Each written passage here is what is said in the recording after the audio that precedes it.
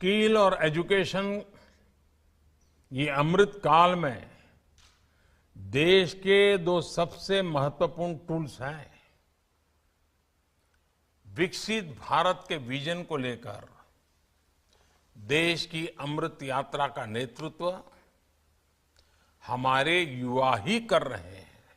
इसलिए अमृत काल के इस प्रथम बजट में युवाओं को और उनके भविष्य को सबसे ज्यादा अहमियत दी गई है। हमारा एजुकेशन सिस्टम प्रैक्टिकल हो, इंडस्ट्री ओरिएंटेड हो, ये बजट इसकी नींव मजबूत कर रहा है। वर्षों से हमारा एजुकेशन सेक्टर रिजिडिटी का शिकार रहा। हमने इसको बदलने का प्रयास किया है। हमने एजुकेशन और स्किलिंग को युवाओं के एप्टीट्यूड और आने वाले समय की डिमांड के हिसाब से रीओरिएंट किया। राष्ट्रीय शिक्षा नीति में भी लर्निंग और स्किलिंग दोनों पर समान जोर दिया गया है। मुझे खुशी है कि इस प्रयास में हमें टीचर्स का बहुत सपोर्ट मिला।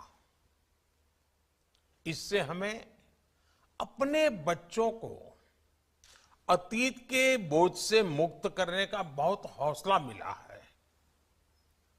इसलिए सरकार को एजुकेशन और स्किलिंग सेक्टर में और रिफॉर्म करने के लिए प्रोत्साहित किया है।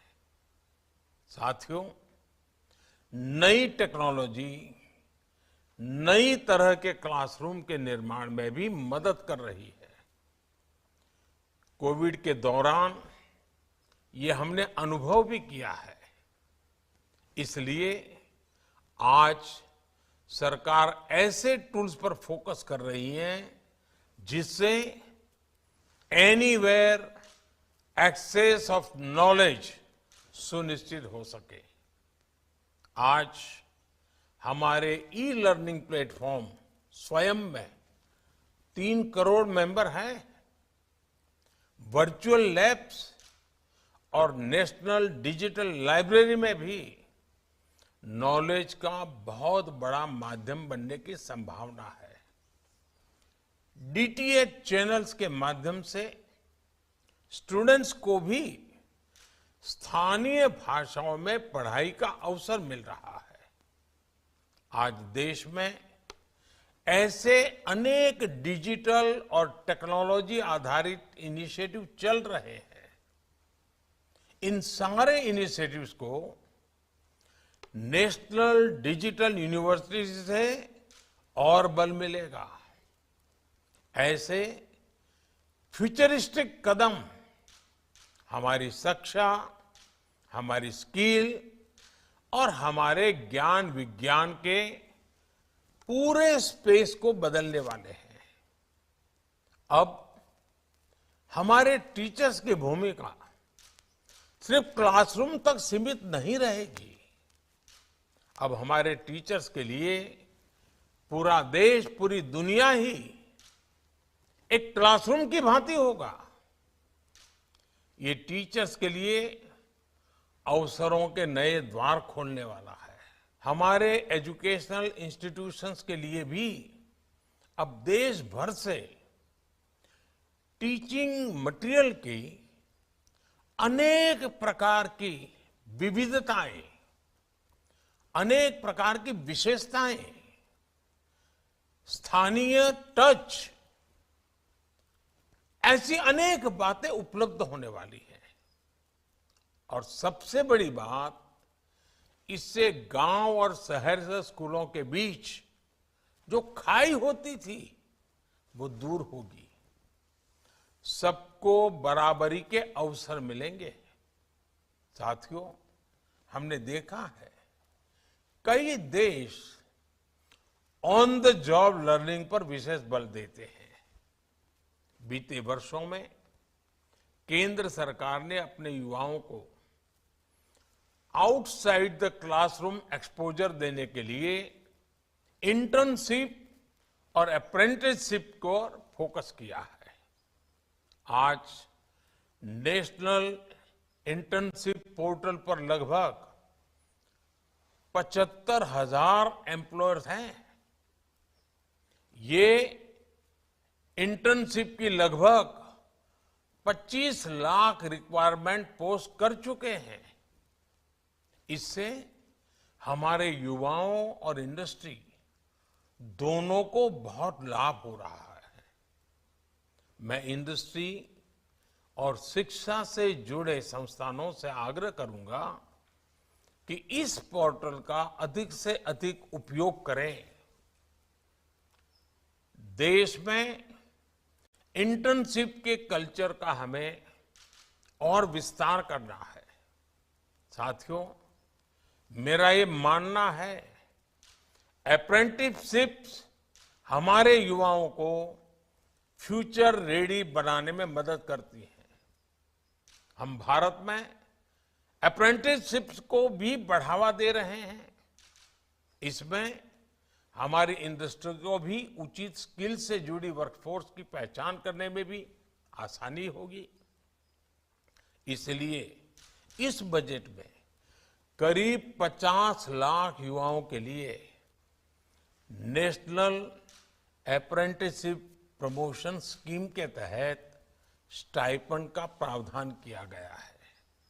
यानी हम अप्रेंटिसशिप के लिए वातावरण भी बना रहे हैं और पेमेंट्स भी इंडस्ट्री को मदद दे रहे हैं। मुझे विश्वास है कि इंडस्ट्री इसका भरपूर लाभ उठाएगी। साथियों, आज भारत को दुनिया मैन्युफैक्चरिंग हब के रूप में देख रही है। इसलिए आज भारत में निवेश को लेकर दुनिया में उत्साह है। ऐसे में स्किल्ड वर्कफोर्स आज बहुत काम आती है। इसलिए इस बजट में स्किलिंग पर बीते वर्षों के फोकस को हमने आगे बढ़ाया है। प्रधानमंत्री कौशल विकास योजना 4.0 आने वाले वर्षों में लाखों युवाओं को स्किल, रीस्किल और अपस्किल करेगी। इस योजना से आदिवासियों, दिव्यांगों और महिलाओं की जरूरत के अनुसार टेलर मेड प्रोग्राम्स बनाए जा रहे हैं। साथ ही इसमें इंडस्ट्री 4.0 जैसे एआई, रोबोटिक्स, आईओटी, ड्रोन्स ऐसे अनेक सेक्टर्स के लिए भी मैन पावर का निर्माण किया जा रहा है। इससे इंटरनेशनल इन्वेस्टर्स के लिए भारत में काम करना और आसान होगा। भारत में इन्वेस्टर्स को रीस्किलिंग पर ज्यादा ऊर्जा और संसाधन नहीं खर्च करने पड़ेंगे। इस बजट में पीएम विश्वकर्मा कौशल सम्मान योजना का भी ऐलान किया गया है। इससे हमारे पारंपरिक कारीगरों, हस्तशिल्पियों, कलाकारों के स्किल डेवलपमेंट पर जोर दिया जा रहा है। पीएम विश्वकर्मा योजना इन कारीगरों को नया मार्केट भी दिलाने में मदद करेगी और इससे अनेक उत्पादों के बेहतर दाम भी मिलेंगे। साथियों, भारत में एजुकेशन सेक्टर में तेजी से बदलाव लाने के लिए एकेडेमिया और इंडस्ट्री की भूमिका और पार्टनरशिप बहुत बड़ी है। इससे मार्केट की जरूरत के हिसाब से रिसर्च संभव हो पाएगी और रिसर्च के लिए इंडस्ट्री से पर्याप्त फंडिंग भी मिलेगी।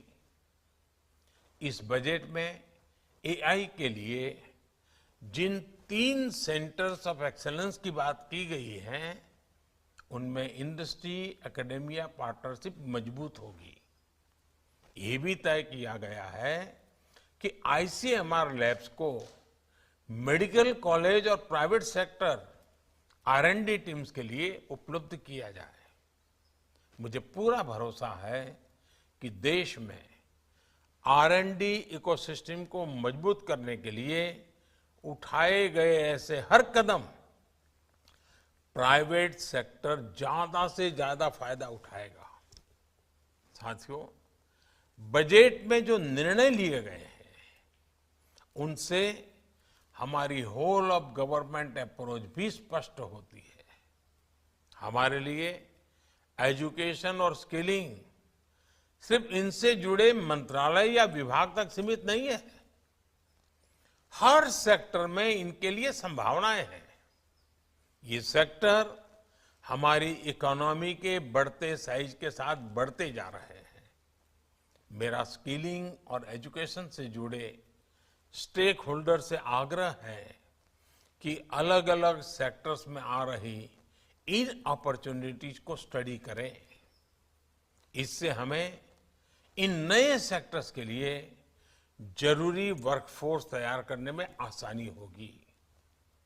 अब जैसे आप भारत के तेजी से बढ़ते सिविल एविएशन सेक्टर से जुड़ी खबरों को सुन रहे हैं, ये दिखाता है कि भारत की ट्रेवल और टूरिज्म इंडस्ट्री का कितना विस्तार हो रहा है। ये रोजगार के बहुत बड़े माध्यम है। इसलिए हमारे स्किलिंग सेंटर्स और एजुकेशनल इंस्टीट्यूशन को इसके लिए भी कैपेसिटी तैयार करनी होगी। मैं चाहूंगा जो युवा स्किल इंडिया मिशन के तहत प्रशिक्षित हुए हैं, हम उनका भी अपडेटेड डेटाबेस तैयार करें, क्योंकि कई ऐसे युवा होंगे जिनके स्किल्स को अपग्रेड करने की जरूरत होगी। डिजिटल टेक्नोलॉजी और एआई के आने के बाद हमारा ये प्रशिक्षित वर्कफोर्स पीछे न छूट जाए, हमें इसके लिए अभी से काम करना होगा। साथियों, मुझे पूरा विश्वास है कि यहां फ्रूटफुल डिस्कशंस होंगे, बेहतर सुझाव आएंगे, बेहतर समाधान निकलेंगे और एक नए संकल्प के साथ, नई ऊर्जा के साथ हमारी युवा पीढ़ी के उज्जवल भविष्य के लिए इन महत्वपूर्ण क्षेत्र को आपके विचारों से समृद्ध कीजिए, आपके संकल्प से आगे बढ़ाइए। सरकार कंधे से कंधा मिला करके आपके साथ चलने के लिए तैयार है। मेरी आप सबको इस वेबिनार की सफलता के लिए